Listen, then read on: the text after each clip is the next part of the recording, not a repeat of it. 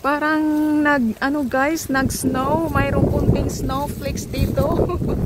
Na-excited lang ako. Oh, ganina very sunny kaninang umaga.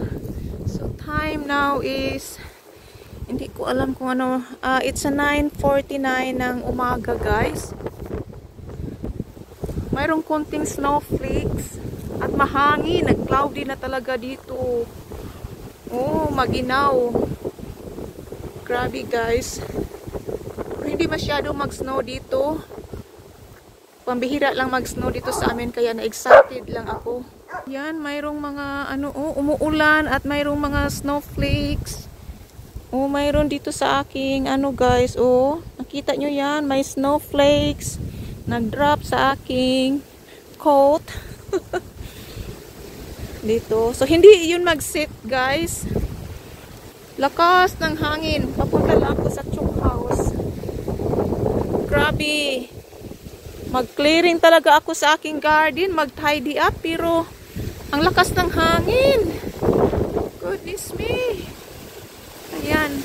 Pasok tayo sa loob ng Chook House. Pakainin ko yung mga manok.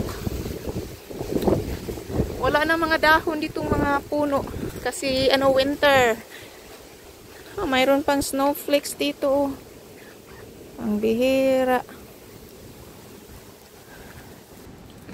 Ito, pasok tayo sa loob. Dito naghihintay yung mga manok ko dito. Papakainin ko na sila. Okay. Lagyan ko din dito. Mayroon tayong hapa.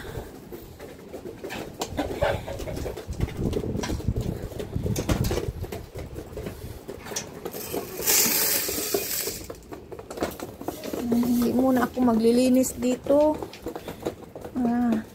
Kasi ang lamig. I-open natin yung small door. Dito sila lalabas.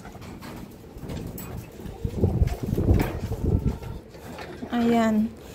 So, doon sila lalabas pag umaga. Din sa gabi, babalik sila dito. Ilak ko sila pag, tuwing gabi. Para hindi makapasok yung mga fox. Or wild dog. Ayan. Nag-sunshine na naman.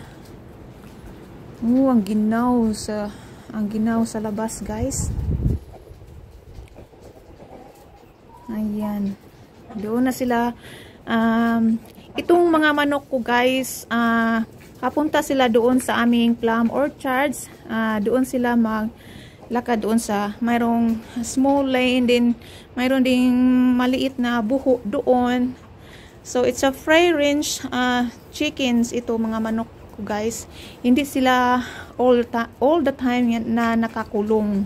Mas maganda yung mga manok na sila free range kasi makakain sila ng fresh grass at makakuha din sila ng mga worms sa garden doon sa loob ng plum orchards namin. Gusto nila yun. Mayroong mga worm at saka kakain din sila ng mga insect, no? Uy, big bang talaga yung sa lakas ng hangin, nalagpak talaga yung sira. So, ito yung pinapakain ko sa aking mga manok.